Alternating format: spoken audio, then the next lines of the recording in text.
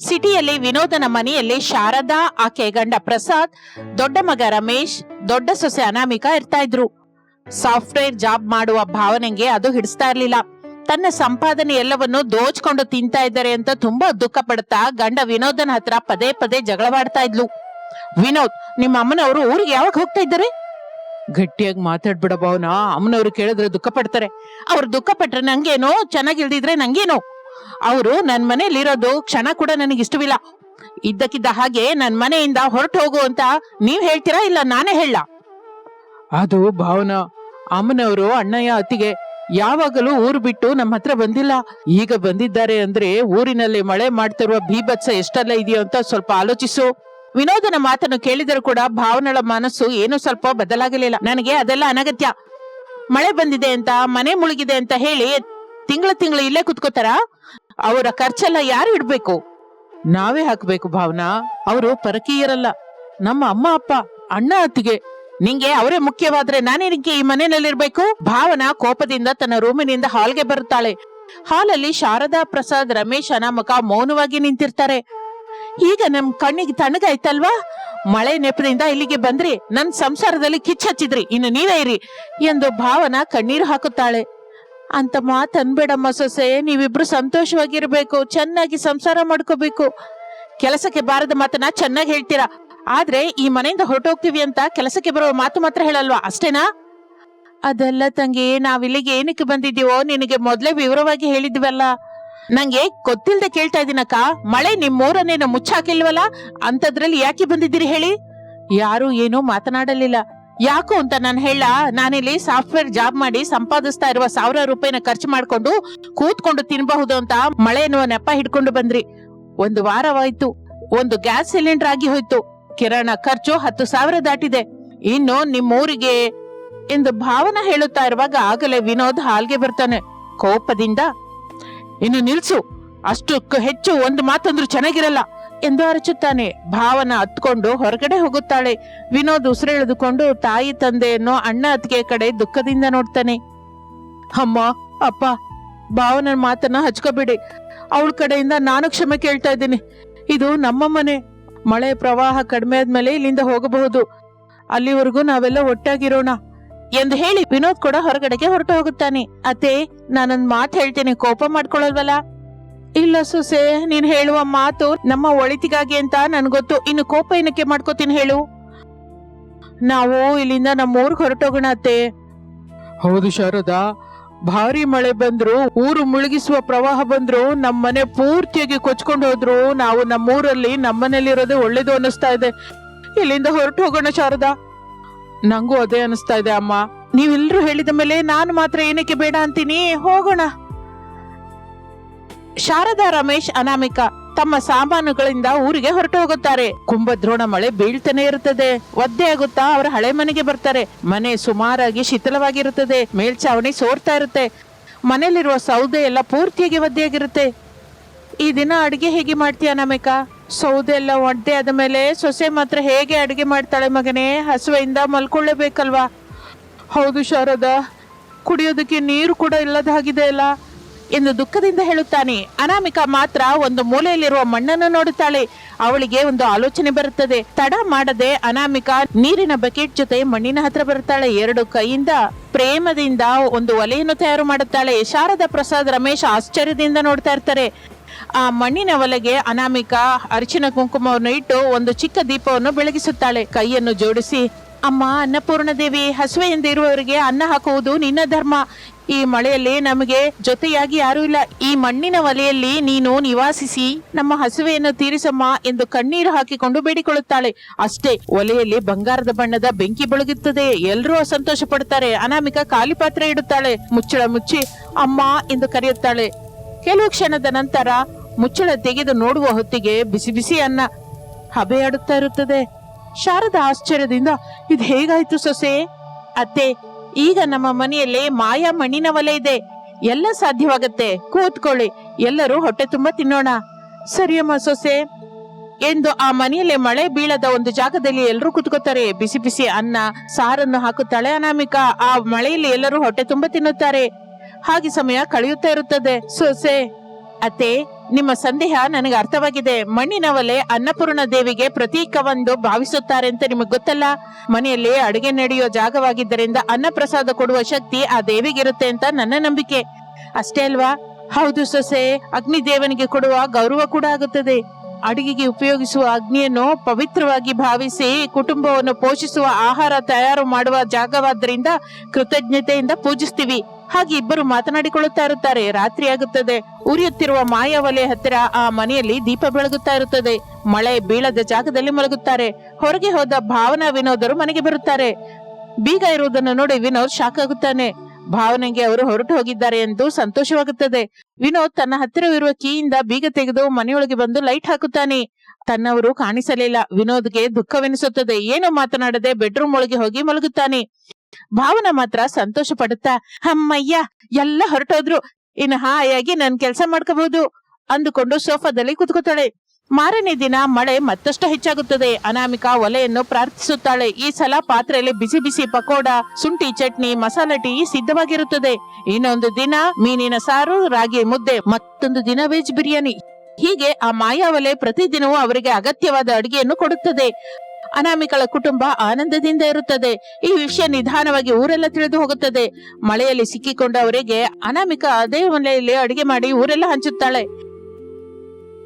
ಆಗ ಊರಿನಲ್ಲಿರುವ ಭಾವನಳ ಮನುಷ್ಯ ಶೇಖರ್ ಭಾವನೆಗೆ ಫೋನ್ ಮಾಡಿ ಅನಾಮಿಕಳ ಹತ್ತಿರ ಮಾಯಾ ಮಣ್ಣಿನ ಒಲೆ ಇದೆ ಅಂತ ಹೇಳುತ್ತಾನೆ.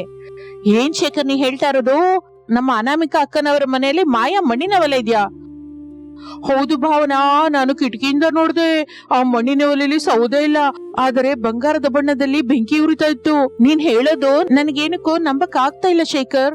ಅದಕ್ಕೆ ಬಂದು ನೋಡು ಭಾವನಾ, ನಿಜವೇನೋ ನಿನಗೆ ತಿಳಿಯುತ್ತೆ ಎಂದು ಫೋನ್ ಇಡುತ್ತಾನೆ ಶೇಖರ್. ಭಾವನಾ ತಕ್ಷಣ ವಿನೋದನ ಹತ್ತಿರ ಬಂದು ನಟಿಸಲಿಕ್ಕೆ ಶುರು ಮಾಡುತ್ತಾಳೆ. ಮೊಸಳೆ ಕಣ್ಣೀರಿನಿಂದ, ನನ್ನನ್ನು ಕ್ಷಮಿಸು ವಿನೋದ್, ಅತ್ತೆಯವರು ನಮ್ಮ ಮನೆಗೆ ಬಂದಾಗ ನಾನು ಯಾಕೆ ಹಾಗೆ ಮಾತಾಡಿದ್ನೋ ನನಗ್ ನಿಜಕ್ಕೂ ಅರ್ಥವಾಗ್ತಿಲ್ಲ. ನಾವು ತಕ್ಷಣ ಅತ್ತೆಯವರ ಹತ್ರಕ್ಕೆ ಹೋಗೋಣ ಬನ್ನಿ ಎಂದು ಹೇಳುತ್ತಾಳೆ. ವಿನೋದ್ ಅದೆಲ್ಲ ನಿಜವೇ ಏನು ಅಂತ ನಂಬುತ್ತಾನೆ. ಭಾವನಳನ್ನು ಕರೆದುಕೊಂಡು ಒಂದು ದಿನ ಆನಂದದಿಂದ ಊರಿನಲ್ಲಿರುವ ತನ್ನ ಮನೆಗೆ ಬರುತ್ತಾನೆ. ಆ ದಿನ ಕೂಡ ಮಳೆ ಬೀಳ್ತಾನೆ ಇರುತ್ತೆ. ಭಾವನಳನ್ನು ನೋಡಿ ಮನೆಯಲ್ಲಿ ಯಾರು ಸಂತೋಷ ಪಡಲಿಲ್ಲ. ಭಾವನಾ ಎಲ್ಲರನ್ನು ನೋಡುತ್ತಾ ದುಃಖವನ್ನು ನಟಿಸುತ್ತಾ, ಎಲ್ಲರೂ ನನ್ನನ್ನು ಕ್ಷಮಿಸ್ಬಿಡಿ, ನಾನು ನಿಮ್ಮ ಮೇಲೆ ಬಹಳ ಬಿರುಸಾಗಿ ನಡ್ಕೊಂಡೆ, ಬಾಯಿಗೆ ಬಂದ ಮಾತಾಡ್ದೆ ಎಂದು ಬೇಡಿಕೊಳ್ಳುತ್ತಾಳೆ. ಯಾರು ಭಾವನಳನ್ನು ಕ್ಷಮಿಸಲಿಲ್ಲ. ಸೊಸೆ, ಹಸಿವೆ ಆಗ್ತಾ ಇದೆ ಅಮ್ಮ. ಸರಿ ಮಾವಯ್ಯ, ಈಗಲೇ ಅಡಿಗೆ ಮಾಡ್ತೀನಿ. ಅನಾಮಿಕಾ ಮಾಯಾ ಮಣ್ಣಿನ ಒಲೆ ಹತ್ರಕ್ಕೆ ಬರ್ತಾಳೆ. ಒಲೆಯಲ್ಲಿ ಬಂಗಾರದ ಬಣ್ಣದ ಅಗ್ನಿ ಉರಿಯುತ್ತಲೇ ಇರುತ್ತದೆ. ಪಾತ್ರೆ ಹಾಗೆ ಇರುತ್ತದೆ. ಅನಾಮಿಕಾ ಕೈ ಮುಗಿದು ಬೇಡಿಕೊಳ್ಳುತ್ತಾಳೆ. ಭಾವನಾ ಆಶ್ಚರ್ಯದಿಂದ ನೋಡ್ತಾ ಇರ್ತಾಳೆ. ಬಿಸಿ ಬಿಸಿ ಅನ್ನ, ಬದ್ನೆಕಾಯಿ ಕರಿ, ಮಾವಿನಕಾಯಿ ಉಪ್ಪಿನಕಾಯಿ ಹೊರಗೆ ಬರುತ್ತೆ. ಭಾವನಳ ಬುದ್ಧಿ ತಿರುಗಿ ಹೋಗುತ್ತೆ. ತನ್ನಲ್ಲಿ ತಾನು, ಈ ಮಣ್ಣಿನ ಒಲೆ ಏನಾದ್ರೂ ನಮ್ಮನೇಲಿದ್ರೆ ಹೋಟೆಲ್ ಇಟ್ಟು ಕೋಟಿ ರೂಪಾಯಿ ಸಂಪಾದಿಸಬಹುದು ಎಂದು ಅಂದುಕೊಳ್ಳುತ್ತಾಳೆ. ಹಾಗೆ ಸಮಯ ಕಳೆಯುತ್ತಾ ಇರುತ್ತದೆ. ರಾತ್ರಿ ಎಲ್ಲರೂ ನಿದ್ರೆ ಹೋದ ನಂತರ ಭಾವನಾ ನಿಧಾನವಾಗಿ ಒಲೆಯನ್ನು ಎತ್ತಲಿಕ್ಕೆ ಹೋಗುತ್ತಾಳೆ. ಆದ್ರೆ ಎಷ್ಟು ಪ್ರಯತ್ನಿಸಿದರೂ ಅದು ಕದಲಲಿಲ್ಲ.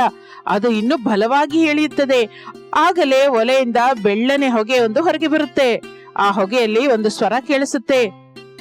ಹಸಿವೆಯನ್ನು ತೀರಿಸುವ ಕೈಗಳಿಗೆ ನಾನು ವರ, ಲೋಭದಿಂದ ಬಂದ ಕೈಗಳಿಗೆ ನಾನು ಮಣ್ಣು ಮಾತ್ರವೇ ಎಂದು ಆ ಸ್ವರ ಹೇಳುತ್ತದೆ. ಭಾವನ ಭಯದಿಂದ ಹಿಂದಕ್ಕೆ ಬೀಳುತ್ತಾಳೆ. ಮಾರನೇ ದಿನ ಭಾವನ ಅಳುತ್ತಾ ಅನಾಮಿಕಳ ಕಾಲಿನ ಮೇಲೆ ಬೀಳ್ತಾಳೆ. ನನ್ನನ್ನು ಕ್ಷಮಿಸು ಅಕ್ಕ. ಅನಾಮಿಕಾ ಆಕೆಯನ್ನು ಮೇಲಕ್ಕೆ ಬಿಸಿ, ತಂಗಿ, ಈ ಮಾಯಾ ಒಲೆಯಲ್ಲಿಲ್ಲ, ಹಸಿವೆಯಿಂದಿರುವವರಿಗೆ ಕೊಡಬೇಕು ಅಂತ ಮನಸ್ಸಿನಲ್ಲಿದೆ. ದಯವಿರುವ ಮನಸ್ಸೇ ಮಾಯ ಮಾಡಿದೆ. ಹಸಿವೆಯಿಂದ ಇರುವವರಿಗೆ ಕೊಟ್ಟ ಆ ಒಂದು ತುತ್ತು ಅನ್ನ ದೇವರಿಗೆ ಕೊಟ್ಟ ನೈವೇದ್ಯಕ್ಕಿಂತ ದೊಡ್ಡದು ಎಂದು ಹೇಳುತ್ತಾಳೆ. ಇನ್ನು ಆ ದಿನದಿಂದ ಆ ಕುಟುಂಬ ಪ್ರತಿ ಮಳೆಗಾಲದಲ್ಲಿಯೂ ಗ್ರಾಮದಲ್ಲಿ ಉಚಿತ ಅನ್ನದಾನ ಮಾಡುವ ಸಂಪ್ರದಾಯವನ್ನು ಪ್ರಾರಂಭಿಸುತ್ತದೆ. ಗ್ರಾಮಸ್ಥರು ಆ ಮನೆಯನ್ನ ಅನ್ನಪೂರ್ಣ ನಿಲಯ ಎಂದು ಕರೀಲಿಕ್ಕೆ ಶುರು ಮಾಡುತ್ತಾರೆ. ಇನ್ನು ಆಗಿನಿಂದ ಭಾವನಾ ಸಿಟಿಗೆ ಕೂಡ ಹೋಗದೆ ಅಲ್ಲಿಯೇ ಅವರ ಜೊತೆ ಸೇರಿ ಸಂತೋಷದಿಂದ ಜೀವಿಸಲಿಕ್ಕೆ ಶುರು ಮಾಡುತ್ತಾಳೆ. ಇದು ಇಂದಿನ ಕಥೆ. ಮತ್ತೊಂದು ಆಸಕ್ತಿಕರ ಕಥೆ ಜೊತೆ ಮತ್ತೆ ಸೇರೋಣ. ಅಲ್ಲಿವರೆಗೂ ವಿರಾಮ. ನಮಸ್ತೆ. 30 ವರ್ಷದ ಸತ್ಯಂ ಸಾಫ್ಟ್ವೇರ್ ಜಾಬ್ ಹೋಗಿದೆ ಎಂದು ತನ್ನ ಸ್ವಂತ ಊರಾದ ಚಿಂತನಪಲ್ಲಿಗೆ ಬರುತ್ತಾನೆ. ತಂದೆ ಗೋಪಯ್ಯ ನೋಡಿ ಸಂತೋಷ ಪಡುತ್ತಾನೆ. ಅಪ್ಪ, ಇನ್ನು ನಾನು ಸಿಟಿಗೆ ಹೋಗಲ್ಲ, ಇಲ್ಲೇ ನಿಮ್ ಜೊತೆನೆ ಇರ್ತಾ ಬಾಳೆ ತೋಟ ನೋಡ್ಕೋತೀನಿ. ನೀನು ಹೇಳೋದ್ ನಿಜಾನ ಮಗನೇ? ನಿಜ ಅಪ್ಪ, ಇನ್ನು ಸಿಟಿಗೆ ಹೋಗಲ್ಲ. ರಾಜಯ್ಯ ಮಾವನ ಮಗಳು ಅನಾಮಿಕಾ ಇದ್ದಾಳಲ್ಲ, ಅವಳನ್ನು ಮದ್ವೆ ಮಾಡ್ಕೋತೀನಿ. ಮದುವೆ ಬಗ್ಗೆ ಹೋಗಿ ಮಾತಾಡಪ್ಪ. ನಮಗೆ ವರದಕ್ಷಿಣೆ ಕೂಡ ಬೇಡ ಅಲ್ಲ, ಮದ್ವೆ ಖರ್ಚು ಕೂಡ ನಾವೇ ಹಾಕೋಣ. ಸತ್ಯ ಹೇಳಿದ ಮಾತನ್ನು ಕೇಳಿ ಗೋಪಯ್ಯನ ಮನಸ್ಸು ಎಷ್ಟೋ ಸಂತೋಷ ಪಡುತ್ತದೆ. ಮನೆಯಿಂದ ಹೊರಡುತ್ತಾನೆ. ಇನ್ನು ತನ್ನಲ್ಲಿ ತಾನು ಸತ್ಯಂ ಕೋಪದಿಂದ, ಅನಾಮಿಕಾ, ಪ್ರೇಮಿಸುವಂತ ಫೋನ್ ಕಾಲ್ಸ್ ಇಂದ ಚಾಟಿಂಗ್ ನಿಂದ ಬೇಡ್ಕೊಂಡ್ರೆ ಪೀಡಿಸ್ತಾ ಇದ್ದಾನೆ ಅಂತ ನಮ್ಮ ಬಾಸ್ಗೆ ಹೇಳಿ ನನ್ನ ಜಾಬ್ ಹೋಗೋ ಹಾಗೆ ಮಾಡಿದ್ಯಾ? ನಿನ್ನನ್ ಸುಲಭವಾಗಿ ಬಿಡಲ್ಲ. ನಮ್ಮ ಮದುವೆ ಆಗೋದಕ್ಕೆ ಬಿಡು, ನಿನ್ನ ವಿಷಯ ನೋಡ್ತೀನಿ ಅಂದುಕೊಂಡು ಮನೆಯೊಳಗೆ ಹೋಗುತ್ತಾನೆ. ರಾಜಯ್ಯ ಗೋಪಯ್ಯ ಮನೆಯ ಹೊರಗೆ ಹಾಕಿದ ಮಂಚದಲ್ಲಿ ಕೂತಿರ್ತಾರೆ. ಏನ್ ಭಾವನವ್ರೇ, ಮುಖ ಹೊಸ ಸೈಕಲ್ ಹಾಗೆ ಹೊಳಿತಾ ಇದೆ. ನಾನು ಹೇಳುವ ವಿಷಯ ಕೇಳಿದ್ರೆ ನಿನ್ ಮುಖ ಕೂಡ ಹಾಗೆ ಹೊಳೆಯುತ್ತೆ ಭಾವ. ಅಂದ್ರೆ ಹೇಳಿ ಮತ್ತೆ. ಇಷ್ಟರಲ್ಲಿ ಸುಜಾತ ಟೀ ತಗೊಂಡು ಬರುತ್ತಾಳೆ. ನಮ್ಮವನು ಪಟ್ನದಿಂದ ಬಂದಿದ್ದಾನೆ. ಅನಾಮಿಕಳನ್ನ ಮದುವೆ ಮಾಡ್ಕೊಂಡು ಇಲ್ಲೇ ಇರ್ತೀನಿ ಅಂತ ಹೇಳ್ತಾ ಇದ್ದಾನೆ. ನಿನಗೂ ತಂಗಿಯಮ್ಮಂಗೂ ನಮ್ಮ ಅನಾಮಿಕಂಗೂ ಇಷ್ಟವಾದ್ರೆ ಅವರಿಬ್ಬರಿಗೆ ಮದುವೆ ಮಾಡೋಣ. ನಮ್ಮ ಕಣ್ಣ ಮುಂದೆ ಚೆನ್ನಾಗಿ ಸಂಸಾರ ಮಾಡಿಕೊಂಡು ಸಂತೋಷವಾಗಿರ್ತಾರೆ. ಏನಂತೀರ ಭಾವನವ್ರೆ? ರಾಜಯ್ಯ ಸುಜಾತರು ಒಬ್ಬರ ಮುಖವನ್ನೊಬ್ರು ನೋಡ್ಕೋತಾರೆ. ನಿನ್ನ ಮಗಳು ನಿನ್ನ ಕಣ್ಣ ಮುಂದಿರ್ಬೇಕು ಅಂತ ನಿನ್ನ ಆಸೆ ಕೂಡ ತೀರುತ್ತೆ. ನನಗಿಷ್ಟನೇ ಭಾವನವ್ರೆ. ತಿಳಿಯದವರಿಗೆ ಕೊಟ್ಟು ದಿನವೂ ಮಗಳು ಹೇಗಿದ್ದಾಳೋ ಏನೋ ಅಂತ ದುಃಖ ಪಡೋದಕ್ಕಿಂತ ನನ್ನ ಕಣ್ಣ ಮುಂದೆ ಹುಟ್ಟಿ ಬೆಳೆದ ಸತ್ತಿಂಗೆ ಕೊಟ್ರೆ ಎದೆ ಮೇಲೆ ಕೈ ಇಟ್ಟು ಪ್ರಶಾಂತವಾಗಿರ್ಬೋದು. ಅಣ್ಣಯ್ಯ, ನಿಜಕ್ಕೂ ಲೋಕಲ್ ಜ್ಞಾನ ಇಲ್ಲದವಳು ಹೀಗೆ ಅಂತ ಇದ್ದೀನಿ ಅಂತ ಏನು ಅಂದ್ಕೋಬೇಡಿ. ಅನಾಮಿಕಳನ್ನು ಕೇಳಿದ ಮೇಲೆನೆ ನಾವು ಮುಂದಕ್ಕೆ ಹೋಗೋಣ. ಹಾಗೆ ತಂಗಿಯಮ್ಮ, ಅನಾಮಿಕ ಬಂದ ಮೇಲೆ ಮಾತಾಡ್ಕೊಂಡು ನಂಗೆ ಹೇಳಿ ಎಂದು ಮೇಲಕ್ಕೆ ಹೇಳಿ ತನ್ನಲ್ಲಿ ತಾನು ರಾಜಯ್ಯನ ಬಾಳೆ ತೋಟನ ನುಂಗಬೇಕು ಅನ್ನುವ ನನ್ನ ಆಸೆ ಕೂಡ ತೀರಿ ಹೋಗುತ್ತೆ ಅಂತ ಅಂದುಕೊಂಡು ಗೋಪಯ್ಯ ಹೊರಟು ಹೋಗುತ್ತಾನೆ. ಹಾಗೆ ಸಮಯ ಕಳೆಯುತ್ತಾ ಇರುತ್ತದೆ. ಆ ದಿನ ಸಾಯಂಕಾಲದ ವೇಳೆಯಲ್ಲಿ ಅಂದುಕೊಳ್ಳದೆ ಅನಾಮಿಕಾ ಸತ್ಯಂ ಬಾಳೆ ತೋಟದ ಹತ್ರ ಎದುರಾಗುತ್ತಾರೆ. ಅನಾಮಿಕಾ ಕೋಪದಿಂದ ಹೊರಟು ಹೋಗ್ತಾ ಇದ್ರೆ ಸತ್ಯಂ ಅಡ್ಡಪಡಿಸುತ್ತಾನೆ. ದಾರಿ ಬಿಡು, 2 ನಿಮಿಷ ಮಾತಾಡ್ಬೇಕು. ನಿನ್ ಜೊತೆ ಮಾತಾಡ್ಬೇಕಾದ ಅಗತ್ಯ ನನಗಿಲ್ಲ. ನನಗಿದೆ. ನಿನ್ನ ಅಗತ್ಯ ನನಗನಗತ್ಯ ಎಂದು ಅನಾಮಿಕಾ ಕೋಪದಿಂದ ಪಕ್ಕಕ್ಕೆ ಹೊರಟು ಹೋಗ್ತಾ ಇದ್ರೆ, ಅನಾಮಿಕಾ, ನಮ್ಮ ಮದುವೆ ಬಗ್ಗೆ ಮಾತಾಡೋದಕ್ಕೆ ನಮ್ಮ ಅಪ್ಪ ನಿಮ್ ಮನೆಗೆ ಹೋಗಿದ್ದಾನೆ ಎಂದು ಹೇಳುತ್ತಾನೆ ಸತ್ಯಂ. ಅನಾಮಿಕಾ ಒಂದೇ ಸಲಕ್ಕೆ ನಿಲ್ಲುತ್ತಾಳೆ. ಸತ್ಯಂ ಅನಾಮಿಕಳ ಹತ್ರಕ್ಕೆ ಬರ್ತೇನೆ. ಏನಂದಿ? ಹೌದು, ಬೇಗದಲ್ಲಿಯೇ ಒಳ್ಳೆ ವಾರ್ತೆ ಕೇಳ್ತೀಯ. ನೀನು ಹುಚ್ಚಾಗಿ ಮಾತಾಡ್ತಾ ಇದೀಯಾ. ಹುಚ್ಚಲ್ಲ, ನಿಜ. ನಾನು ನಿನ್ನನ್ನು ಪ್ರೇಮಿಸಲ್ಲ ಅಂತ ಎಷ್ಟು ಸಲ ಹೇಳ್ಬೇಕು? ಪ್ರೇಮಿಸ್ತಿದ್ರೆ ಪರವಾಗಿಲ್ಲ, ಮದುವೆ ಮಾಡ್ಕೊಂಡ್ರೆ ಸಾಕು. ನಿನಗೆ ನಾಚಿಕೆ ಇಲ್ವಾ? ನಿನ್ನನ್ನು ಮದುವೆ ಮಾಡ್ಕೋಬೇಕು ಅನ್ನೋದ್ರಲ್ಲಿ ನಾಚಿಕೆ ಏನಿದೆ? ಪ್ರೇಮದ ಹೆಸರಲ್ಲಿ ಫೋನ್ ಮಾಡೋದು, ಮೆಸೇಜ್ಗಳು ಕಳಿಸೋದು, ಹೀಗೆ ಪೀಡಿಸೋದು ಇದೆಲ್ಲ ಒಳ್ಳೇದಲ್ಲ ಸತ್ಯ. ಸತ್ಯನ ಮುಖ ಕಠಿಣವಾಗಿ ಬದಲಾಗುತ್ತೆ. ನನ್ನ ಕೆಲಸ ಹೋಗುವ ಹಾಗೆ ಮಾಡಿದ್ದು ನೀನೇ. ನಿನ್ನ ಕೆಲಸ ಹೋಗೋದಕ್ಕೆ ಕಾರಣ ನೀನು.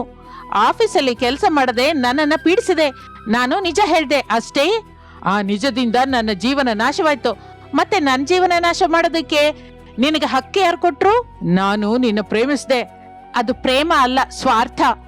ಅನಾಮಿಕಾ ಹೇಳುತ್ತಿರುವ ಮಾತುಗಳು ಸತ್ಯಮ್ಮನ ಎದೆಯಲ್ಲಿ ಚುಚ್ಚಿಕೊಳ್ಳುತ್ತೆ. ಸರಿ, ಕಡೆ ಸಲ ಕೇಳ್ತಾ ಇದ್ದೀನಿ, ನನ್ನನ್ ಮದುವೆ ಮಾಡ್ಕೋತೀಯಾ ಇಲ್ವಾ? ಇಲ್ಲ. ಚೆನ್ನಾಗಿ ಆಲೋಚಿಸಿ ಹೇಳ್ತಾ ಇದ್ಯಾ? 1000 ಸಲ ಆಲೋಚಿಸಿ ಹೇಳ್ತಾ ಇದ್ದೀನಿ. ಅಂದ್ರೆ ನೀನು ಕೂಡ ಚೆನ್ನಾಗಿ ನೆನ್ಪಿಟ್ಕೋ ಅನಾಮಿಕಾ. ನಡೆದ್ರೆ ನನಗೆ ನಿನಗೆ ಮದುವೆ ಆಗ್ಬೇಕು. ಇಲ್ಲ ಅಂತೆ ನೀನು ಮತ್ತೊಂದು ಮದುವೆ ಹೇಗೆ ಮಾಡ್ಕೋತೀಯೋ ನಾನ್ ನೋಡ್ತೀನಿ. ಬೆದರಿಸ್ತಾ ಇದೀಯಾ? ನಮ್ಮ ಪ್ರೇಮನ ನಾನು ಕಾಪಾಡ್ಕೋಬೇಕು ಅಂತ ನಿನ್ನನ್ನು ಎಚ್ಚರಿಸ್ತಾ ಇದ್ದೀನಿ. ನಾನು ಭಯಪಡಲ್ಲ. ನೀನು ಸಿನಿಮಾಗಳು ಹೆಚ್ಚಾಗಿ ನೋಡ್ತೀಯ ಅಂದ್ಕೊಂಡಿದ್ದೀನಿ ಎಂದು ಅಲ್ಲಿಂದ ಹೊರಟು ಹೋಗುತ್ತಾಳೆ. ಈಗ ಹೀಗೆ ಮಾತಾಡ್ತಾ ಇದೀಯಾ? ಆದರೆ ಬೇಗದಲ್ಲಿಯೇ ನೀನೇ ಅಳ್ತೀಯ ಅನಾಮಿಕಾ.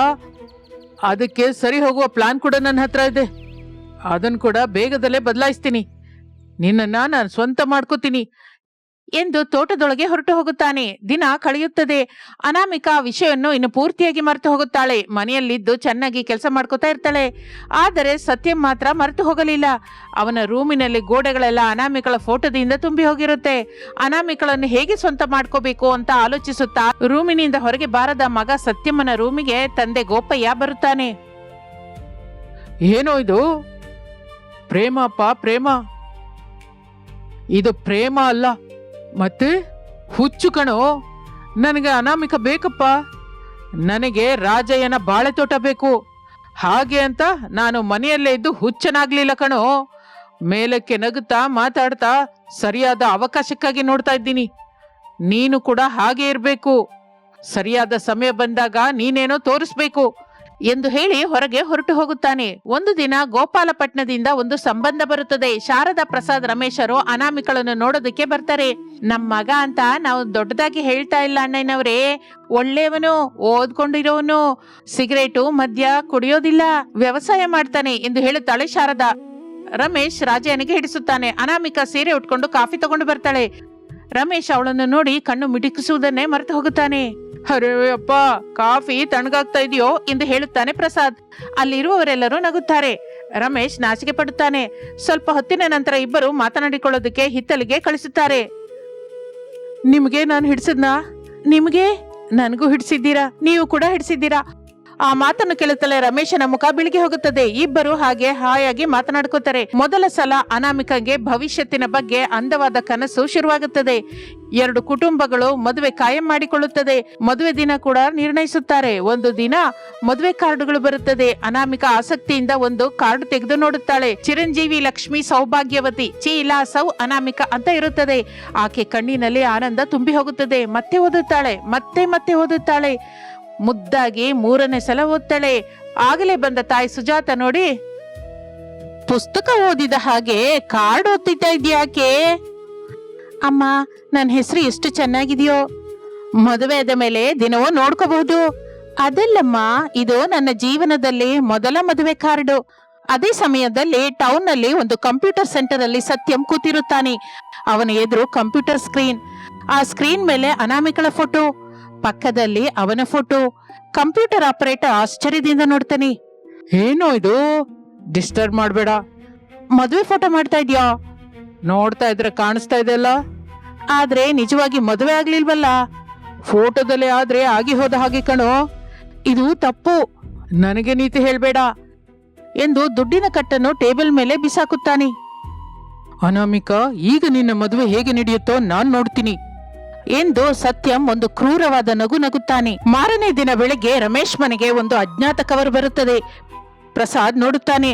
ಅರ್ಜೆಂಟ್ ಅಂತ ಅದ್ರ ಮೇಲೆ ಬರ್ದಿರುತ್ತೆ. ಪ್ರಸಾದ್ ಅದನ್ನ ತೆಗೆಯುತ್ತಾನೆ. ಒಳಗಡೆ ಫೋಟೋಗಳು. ಒಂದೊಂದು ಫೋಟೋ ನೋಡ್ತಾ ಇದ್ದ ಹಾಗೆ ಅವನ ಮುಖ ಬದಲಾಗಿ ಹೋಗುತ್ತದೆ. ಕೋಪದಿಂದ, ಶಾರದಾ, ಮಗು ರಮೇಶು ಎಂದು ಗಟ್ಟಿಯಾಗಿ ಕರೆಯುತ್ತಾನೆ.